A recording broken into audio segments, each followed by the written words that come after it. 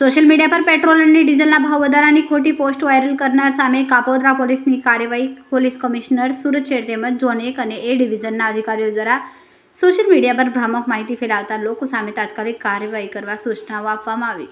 તેના અનુસંધાને કાપોદ્રા પોલીસની social media monitoring team patrolling દરમિયાન એક ખોટી પોસ્ટ સામે આવી.